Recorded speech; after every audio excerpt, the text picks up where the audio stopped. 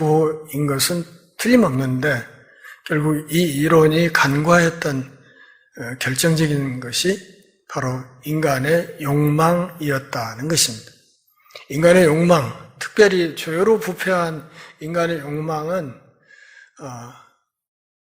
능력만큼 일을 하는 게 아니라 할 수 있으면 능력보다 적게 일하고 그리고 필요 이상으로 많이 갖다 쓰고 싶어 하는 것이 인간의 부패한 본성이란 말이죠.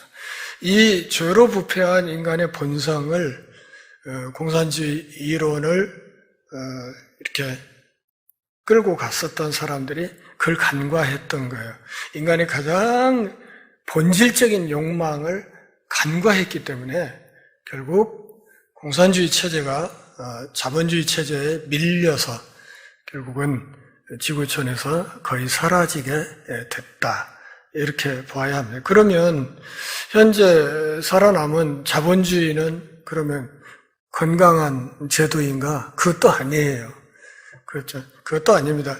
우리나라가 지금 자본주의 체제를 따라가고 있지만 이 자본주의 사회의 결정적인 맹점이 무엇인가 하면 빈익빈 부익부예요.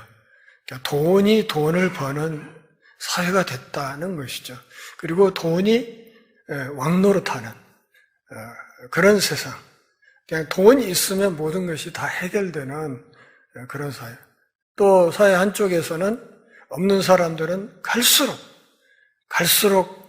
더 없는 쪽으로 몰락해 가면서 빈부격차가 아주 심해지는 이런 아주 안 좋은 그 모습들이 자본주의 체제 안에도 계속해서 나타나고 있습니다. 이 부분은 조금 이따 더 제가 보충 설명을 드리겠습니다.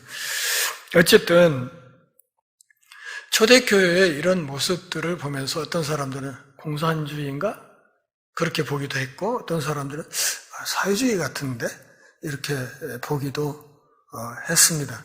중요한 것은 초대 예루살렘 교회가 세워지는 이 당시에는 공산주의니 사회주의니 하는 개념들 자체가 없었다는 것입니다. 그것을 먼저 잘 생각하고 있어야 됩니다.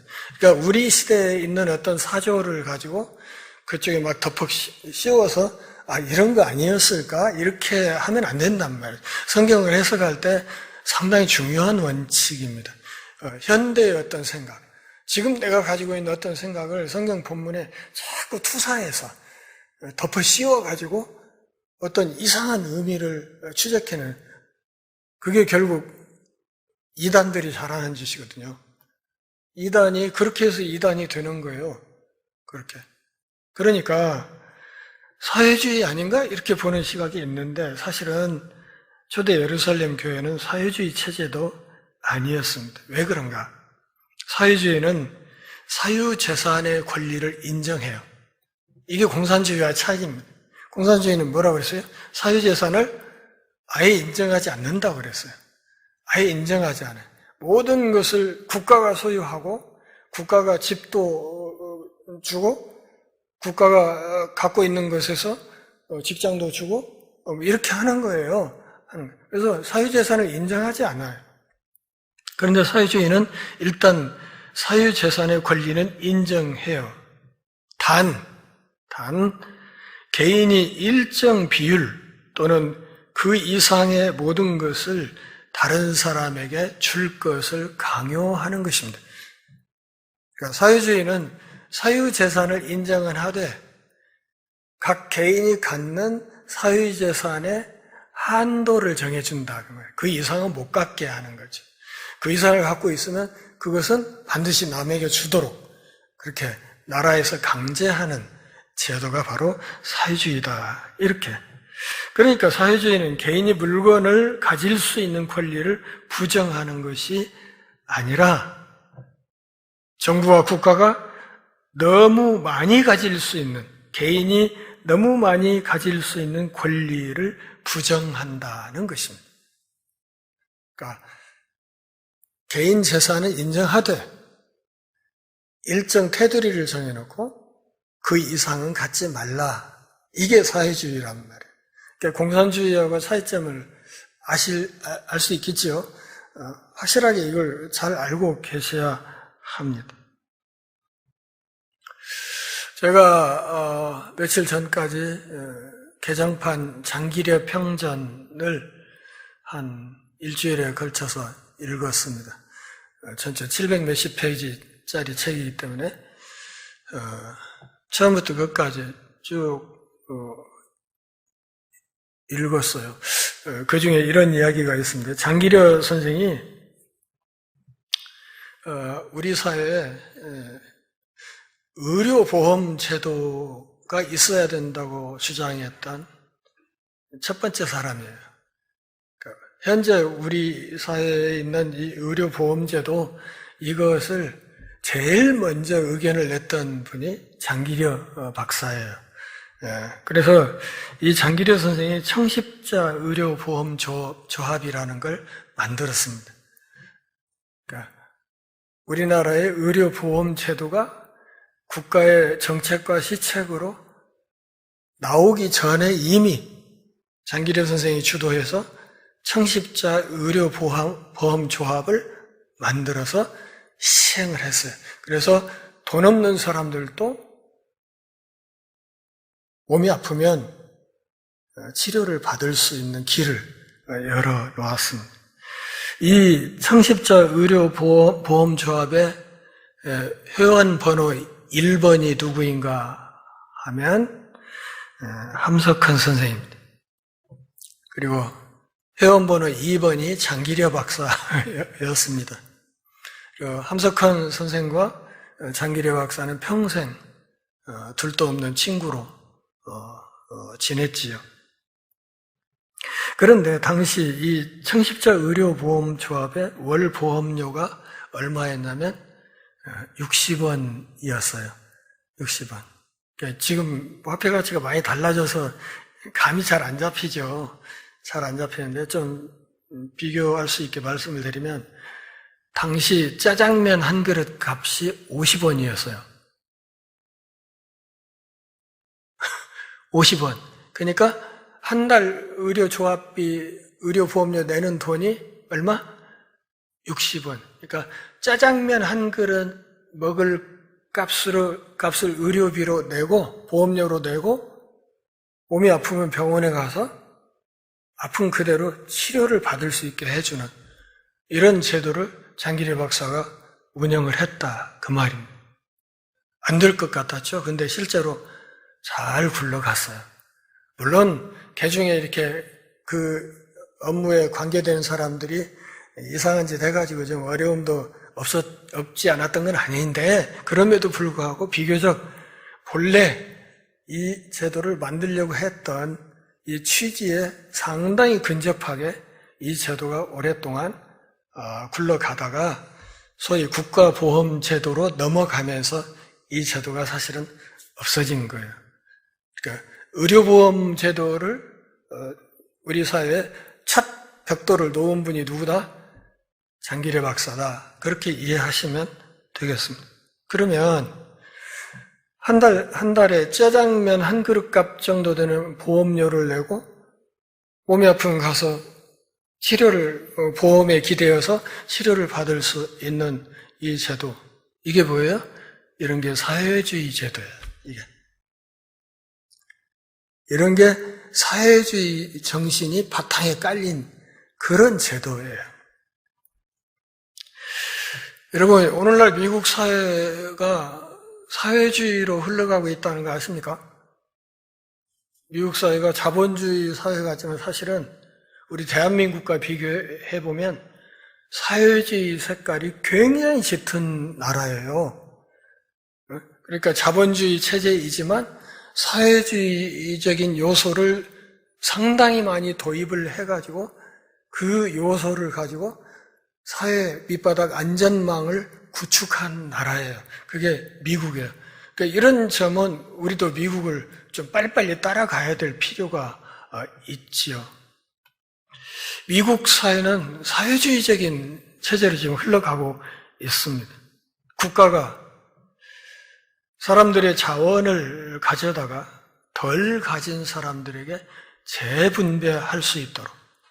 그래서 더 가진 사람들에게 자발적이 아니라 강압적으로 어떻게? 더 높은 세율을 부과해요. 노블리스 오블리주. 그러니까 사회적인 소위 지체가 높다고 하는 귀족 계층의 사람들이 사회적인 책임을, 의무를 더 많이 지게 만드는. 박찬호 선수가 미국에서 메이저리그에서 야구 선수 생활을 하면서 연봉을 굉장히 많이 받았죠. 많이 받았는데 각 주마다 이제 세율이 조금씩 다르다고 하는데, 제가 알기로 박찬호 선수는 1년 연봉에서 약 40% 정도를 세금으로 뗀 것으로 그렇게 알고 있습니다. 그러니까 세금이 엄청나게 많이 나가는 거죠. 그러니까 1년이면 세금을 수십억씩 내면서 선수 생활을 했다, 그 말이에요. 우리나라에서 만일 이렇게 하면 뒤집어질 겁니다. 그래서 그렇지 않습니까? 그래서 부자들에게 세금을 더 많이 내도록 국가가 강제해서 그렇게 거두어진 세금으로 사회 안전망을 확충하면서 밑바닥에 너무 빈곤하게 거꾸로져 가는 사람들을 부양하는 이런 체제가 바로 사회주의 체제다. 이렇게 이해하시면 되겠습니다. 우리나라도 근래 사회복지니 뭐냐 하는 개념들이 도입이 되고 그것이 조금씩 이렇게 우리 사회에 뿌리를 내려가는 그런 측면이 있긴 하지만 아직 많이 부족하죠. 제일 어려운 문제는 뭐냐면 부자들이 세금을 안 내려고 하는 것, 그게 문제죠. 세금을 안 내려고 그래요. 그러니까 서울에 집을 몇 채씩 갖고 있는 사람, 집 한 채가 웬만한 것은 다 그냥 10몇 억씩 가잖아요. 몇 채 갖고 있으면 그 사람 얼마나 부자예요. 그런데 그 종부세 조금 깎아준다고 하니까 그냥 표 찍어버리잖아요. 그냥 그거 하나에 매력을 느껴가지고 다른 거 생각하지 않고 자기 집값 올려준다고 하니까 찍어버리고 막 그렇게 하지 않습니까? 그렇게 해서 사실은 우리 사회 어떤 한쪽 구석에서는 그냥 먹을 것이 없어서 그냥 실제로 굶어 죽어버린 사람들이 사회면에 이렇게 뉴스로 나오고 그러지 않습니까? 그래서 이 사회주의적인 요소를 뒷받침을 해서 정말 밑바닥에서 헤어나지 못하는 사람들에 대한 최소한의 사회 안전망을 구축하는 것이 정말 중요하다 하는 사실을 우리가 이해해야 됩니다. 그러니까 자본주의 사회의 가장 큰 맹점이 뭐냐면 빈익빈 부익부인데, 이 격차를 국가가 개입해서 많이 가진 사람들에게 세금을 부과하고 그것을 걷어서 없는 사람들에게 이렇게 복지 비용으로 나누어 주는 이런 제도가 사회주의 제도다. 이렇게 이해하시면 되겠습니다. 괜찮은 제도죠. 그럼에도 불구하고 초대 예루살렘 교회는 사회주의는 아니었다 하는 사실을 알아야 된다. 그 이유를 설명을 하겠습니다. 제가 이렇게 얘기를 했을 때 미국이 완전한 사회주의 국가다. 아니에요. 미국은 자본주의 국가고 또 소위 민주주의를 표방하는 나라이지만 소위 자본주의의 결정적인 폐해를 극복하기 위해서, 이게 극복이 안 되면 합중국, 유나이티드 스테이트스가 안 되는 것이죠. 각 주들이 연합해서 미 합중국이라는 한 나라 체제를 유지할 수가 없기 때문에 그것을 유지해 가기 위해서 사실은 사회주의적인 요소를 도입해서 이 사회 안전망을 구축해가는 그런 작업을 하는데, 사회주의 국가라는 말이 아니라 미국 사회에 사회주의적인 요소가 상당 부분 도입이 되어 있다, 이렇게 말하는 겁니다. 우리나라도 일정 부분 사회주의적인 요소가 도입되기 시작했는데 아직도 우리 사회에서는 이 사회주의 시옷자만 나와도 곧바로 그냥 빨갱이라고 불러버리는 이상한 악습이 있습니다. 근데 사회주의적인 요소를 도입하자 이렇게 하는 그것이 빨갱이는 아니잖아요. 그런데 이 분단국가의 이 고질병이 바로 그런 거예요. 그냥 의견이 좀만 다르면 그냥 저는 빨갱이 이렇게 해서 몰아버려갖고 입을 막아버리는, 이게 너무 참 가슴 아픈 일이죠.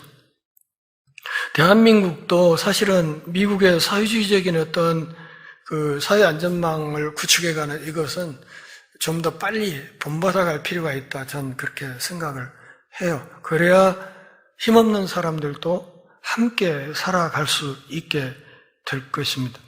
사회주의가 좋다, 사회주의가 나쁘다, 또 미국이나 우리나라에 그 사회주의적인 요소가 있느냐 없느냐 이것을 말하려고 하는 게 아니에요.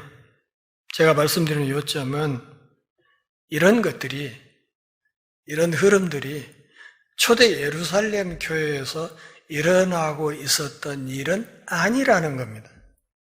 아니에요.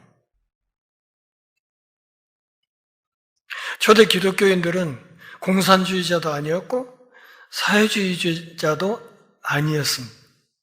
더 나아가서 누군가가 혹은 정부가, 국가가 이렇게 하라고 강요해서 막 밀어붙여서 그렇게 한 것이 아니라 그보다는 훨씬 차원이 높은 고상한 이유 때문에 그렇게 했다는 사실을 알아야 됩니다. 그러면 그 고상한 이유가 뭔가 지난 주간에 제가 말씀드렸죠. 코이노니코스,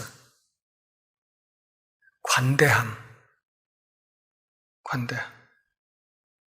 관대함이란 말을 좀 쉽게 이야기를 하면 오지랖이 넓다고 해야 되나?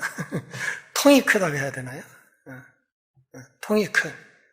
관대함 때문에 그렇게 했다. 이렇게 말할 수 있습니다. 그러니까 그들 마음속에 너그러운 마음이 있었다는 것이죠. 그러니까 오직 내 코만 바라보고 그냥 내 가족만 생각하고 나만 생각하고 이게 아니라 그들 마음속에 성령께서 은사로 부어주시는 코이노니코스, 이 관대함이 있었다는 거예요. 그러면 이 관대함의 원천이 어디냐? 하나님이죠. 하나님이 관대하신 분이에요.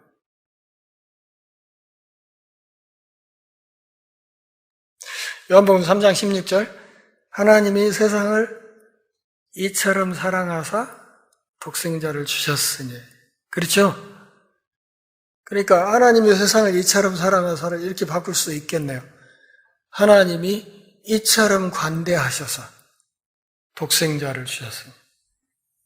그러니까 메시아가 사람의 몸을 입고 이 땅에 우리 곁에 오신 이것 자체가 하나님의 관대함의 표현이다. 하나님이 얼마나 관대하신 분인지에 대한 결정적인 증거다. 그 아버지 하나님의 관대함을 영적으로 물려받고 그 아버지 하나님의 관대함을 닮은 하나님의 백성들이 모여서 하나의 교회 공동체를 이루었기 때문에 공동체 내부의 상호관계 그리고 그 흐름 자체가 관대함으로 관계에 맺어질 수 있었다. 이런 거예요.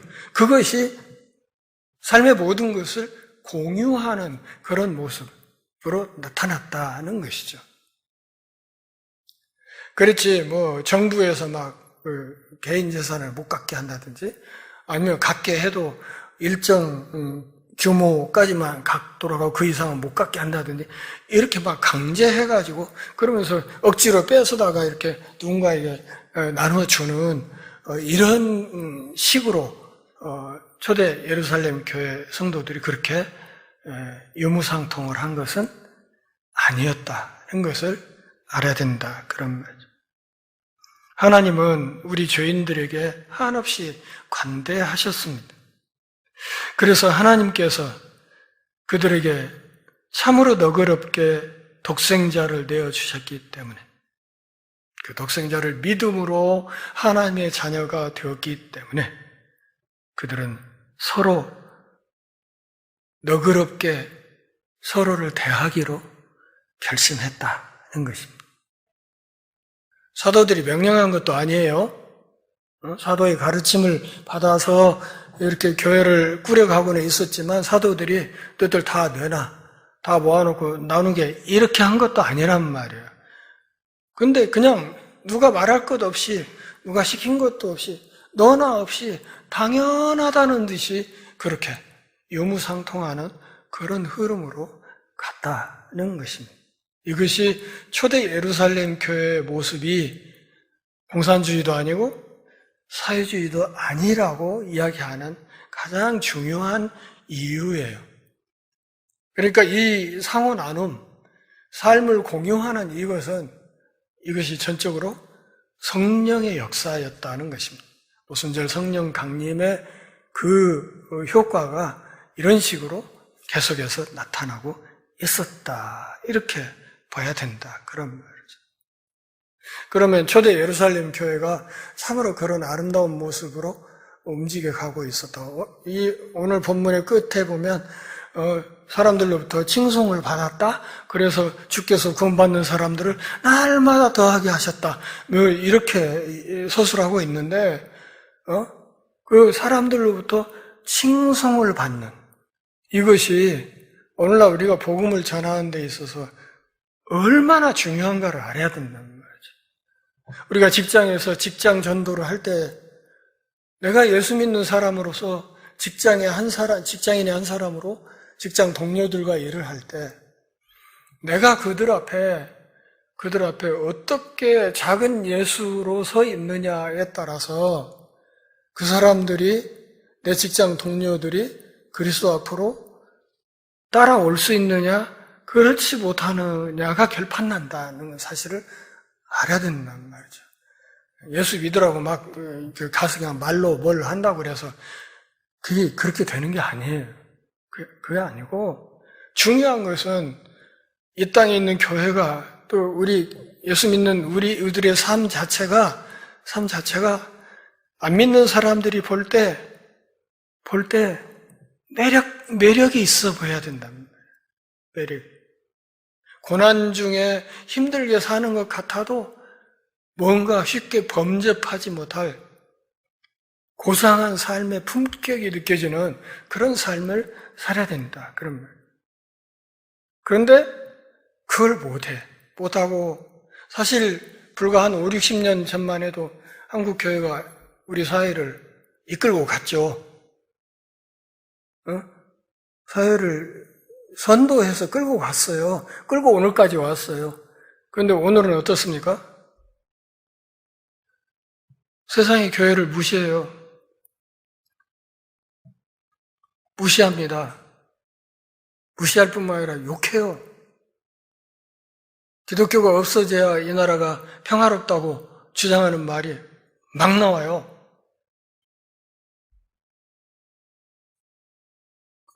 우리가 욕먹는 건 괜찮아요. 우리가 욕먹는 건, 근데 정말 화나는 것은 내가 믿는 하나님이 욕먹는 게 짜증나는 거죠, 이게. 내가 욕먹는 건 괜찮은데 우리 부모를 욕하는 건 그 참 화나는 거잖아요. 그런 것처럼 하나님을 욕보이고 있는 게 이게 너무 가슴 아픈 거죠. 부끄러운 일이고. 그렇지 않습니까? 그래서 교회가 어떻게 하면, 예수 믿는 사람들이 어떻게 하면 정말 다시 매력적으로 보일 수 있을까?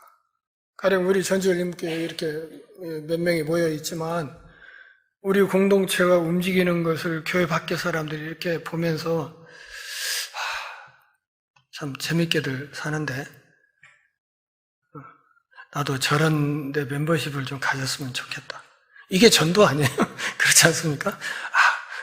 저 교회 교인으로서 나도 회원권을 좀 가졌으면 좋겠다. 이런 생각을 갖도록 도전하는 게 전도 아니겠냐, 그 말이에요. 그래서 그들이 서로 너그럽게 하기로, 누가 시킨 것도 아닌데 자발적으로 그렇게 했다. 제가 전주열린문교회를 개척하고 올해로 31년째인데요. 교회를 섬겨오면서 내세웠던 가장 중요한 원칙 중에 하나가 자발성이에요. 자발성. 교회 안에서 뭘 하든 자발적으로 해야 된다. 그게 제 생각이에요. 언젠가 어떤 집사님이 저한테 와서 그렇게 얘기해요. 목사님, 한국 사람들은요, 그렇게 알아서 하라고 놔두면 안 돼요. 안 돼서 코를 뀌어가지고 막 땡겨야 따라오는 거예요. 그렇게 얘기를 하시더라고요. 그래서 좀 웃고 말았지만, 제가 전도사로 있을 때 그 교회 담임 목사님이 군목 출신이었는데, 그 목사님이 늘 하는 얘기가 있어요. 교인들은 월화수목금토 주일까지 뺑뺑이를 사정없이 돌려야 한눈 안 팔고 한다고 그랬던 분이 있어요. 그래서 군목 출신답다 그렇게 생각은 했죠. 근데 저는 생각이 달라요. 모든 일을 자발적으로 하는 것이 중요합니다. 여러분, 제가 여러분들에게 자발성을 요구한다고 할 때 교인들의 수준을 높게 본 겁니까? 낮게 본 겁니까? 응? 높게 본 거죠. 고맙게 생각해야죠. 수준을 낮게 보면 자발성 부여하지 않습니다. 안 그래요? 애들 초등학교 다닐 때 그렇잖아요. 이리 와봐. 너 손톱 깎았어? 이빨은 닦았냐? 너 숙제해서 내놔봐. 이렇게 하잖아요. 대학교 가면 대학생 아들 불러다 놓고 너 손톱 내놔봐. 이런 부모는 없잖아요. 그만큼 컸다는 거죠. 자식이 커가는 만큼 부모의 잔소리는 조금씩 줄어듭니다. 안 그렇습니까? 그렇듯이 교회가 정말 성숙하고 건강한 교회라면 자발성에 입각해서 가야 돼. 그 자발성의 단초가 무엇인가 하면 제가 엊그저께도 우리 강 목사님한테 했던 얘기지만 하나님 앞에 서는 거예요. 하나님 앞에. 그러니까 피조물인 이광호 앞에, 피조물인 어떤 집사님 앞에 그 사람 눈치 보면서 가는 게 아니고 내가 그분 앞에 서 있다는 생각을 가지고 그냥 열심히 내가 할 수 있는 일, 또 내가 해야 될 일을 찾아서 내 일을 열심히 하고 있는 거예요. 내가 그렇게 열심히 하고 내 옆에 있는 또 다른 동역자는 그가 할 수 있는 일을 열심히 하고 그렇게 가면 자연스럽게 이 교회는 건강하게 잘 세워져 간다. 안 그런가요? 전 그렇게 믿는데요. 그렇게 믿어요. 자발적으로 하는 게 가장 좋은 겁니다. 자, 오늘 성경 한두 군데만 더 찾아보면 시간이 될 것 같아요. 누가복음 4장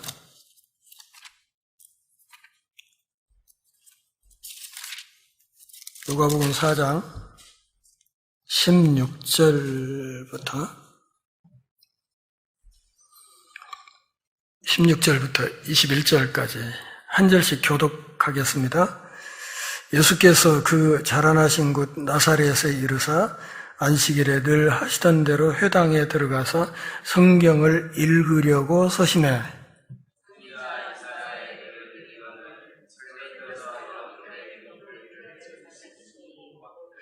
주의 성령이 내게 임하셨으니 이는 가난한 자에게 복음을 전하게 하시려고 내게 기름을 부으시고 나를 보내서 포로된 자에게 자유를 눈먼 자에게 다시 보게 함을 전파하며 눌린 자를 자유롭게 하고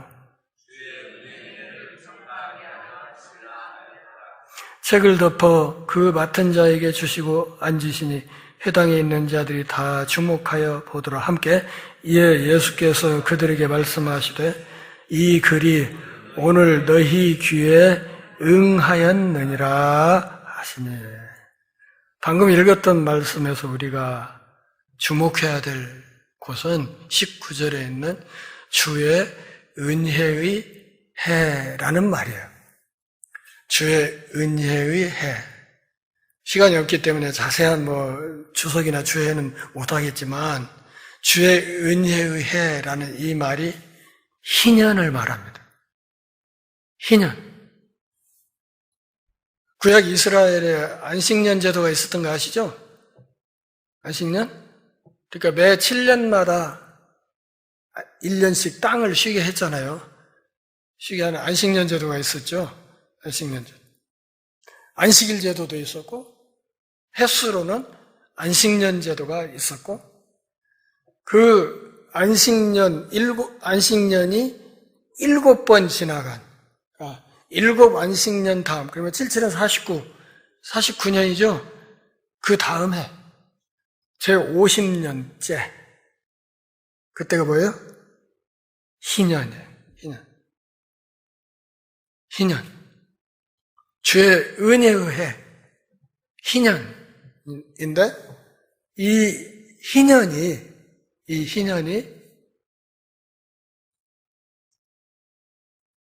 희년이 오면 뭘 어떻게 해야 되냐 하면 땅을 돌려줘야 돼. 원래 땅 주인에게 갖고 있던 땅을 다 돌려줘야 돼. 노예 다 해방시켜야 돼. 개인이 지고 있던 모든 빚 다 탕감해줘야 돼.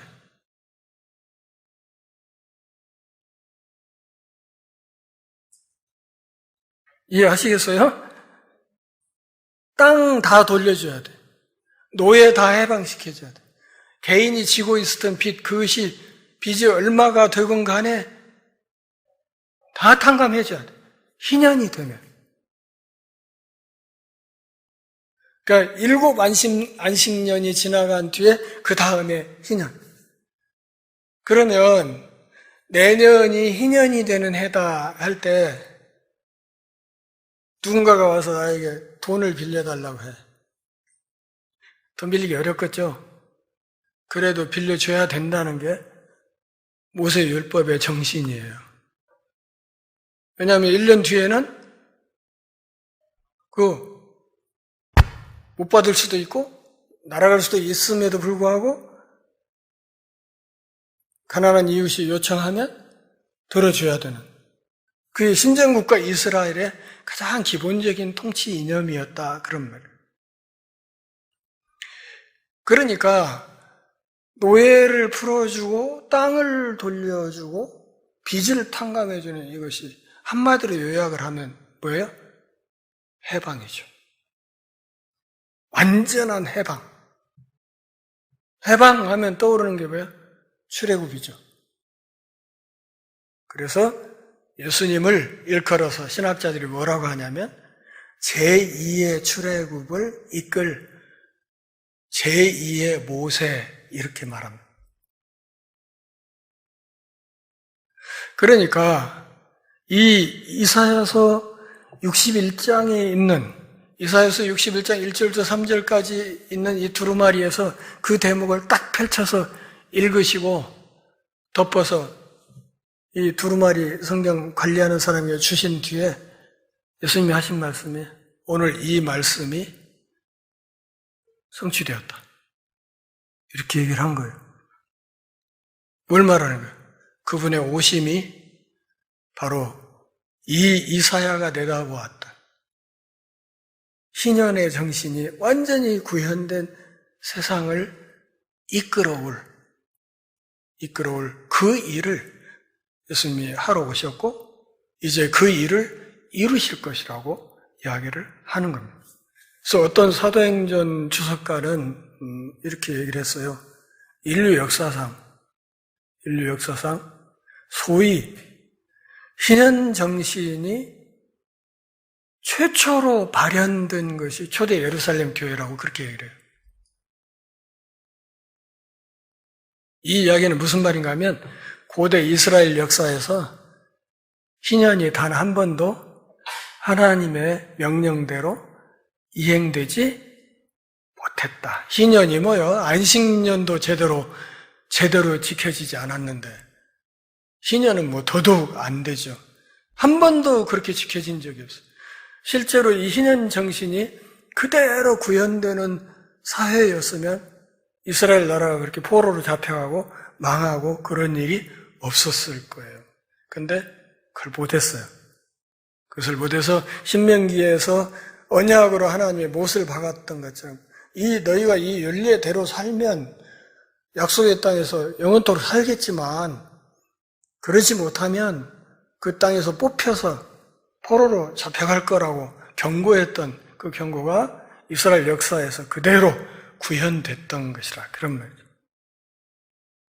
그런데 결국 그 안식년과 희년의 그 아름다운 이상을 구현하러 오신 분이 예수님이시고 그분이 십자가에서 죽고 부활하고 승천하시면서 위로부터 오는 것을 기다리라고 했을 때 오순절이 며칠째라고 했어요. 그 뜻을 풀면 50일째죠. 이 오순절, 이 50 숫자 자체가 희년을 상징하는 거거든요. 희년과 관계가 있어요. 희년. 그래서 이 희년 정신이 구현되는 이것이 인류 역사상 최초로 구현되었던 것이 바로 초대 예루살렘 교회 공동체였다. 그렇게 이야기를 하는 겁니다. 공산주의처럼 어떤 국가가 강제해서 사회주의처럼 또 막 국가에서 세금을 막 부자들한테 막 이렇게 받아다가 이렇게 약자들을 보호하는 이런 사회적인 어떤 강제 조치에 의해서 유무상통이 이루어진 것이 아니라 성경이 말하는 하나님이 원래 신정국가의 이상으로 설정하고 내다보았던 그 희년 정신이 구현됨으로써 초대 예루살렘 교회가 성도들이 가진 모든 것을 서로 유무상통하는 참으로 아름다운 하늘 공동체를 이룰 수 있었다.